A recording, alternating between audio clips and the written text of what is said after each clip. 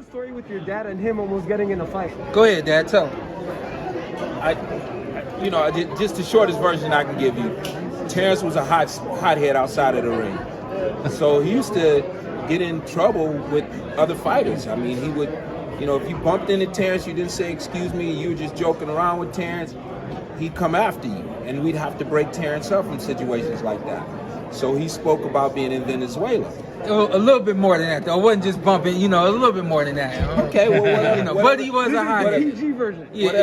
Whatever it was, he carries that into the ring, and a lot of times he had it outside. So we're in Venezuela. We look up in the stands, and there's a fight going on. The problem I have with it as a coach is it's an American fighting an American, and it's Terence, So we had those situations with him where we'd have to reprimand and say, hey man, stop doing this or that, and he would come right back at you. And it was one of those times at a national tournament I had to say some things to him, not anything disrespectful, just to stop him from doing whatever he was doing, and he was ready to fight me. Of course, nothing happened at that point. Later that night, the tournament was at a college, and so walking through the dorm area, it was very dark. It wasn't lit at all. It was very dark. It was almost like an alley, and I just happened to see him. He saw me, and we came right face to face. And I'm looking at this guy with both his fists balled up like this, standing in front of me, and I'm thinking to myself, "Oh, you ain't gonna move?" And I look at him. I said, "What's up?" And he says to me, "What's up?" And then I thought to myself, I was like, Nah, let this go, Kenny. Just let this go, And we both turned. We didn't just walk away from him. We both turned and watched each other, and then we walked away, And that's why he's laughing. But for me, that showed me who he is in and out of that ring. So again, when the question was, do you prepare differently? Yeah, you definitely have to do other things that you've never done before. You know what I mean?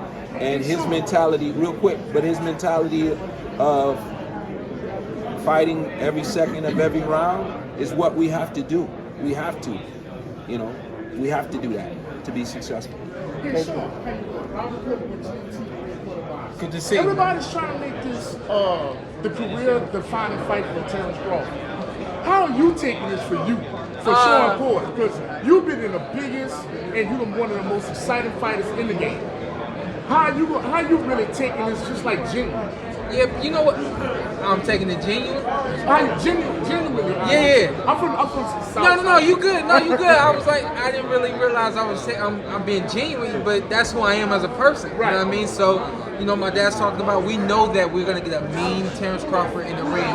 We know that we're going to touch gloves at the beginning before this fight starts, and then there's nothing in between then. That's just who he is, and we're prepared for that. For me, this is the fun side of it. You know what I mean? This is the side that you're supposed to enjoy.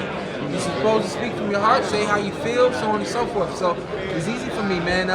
This is a career-defining fight for him and myself. We're both we are in our prime right now.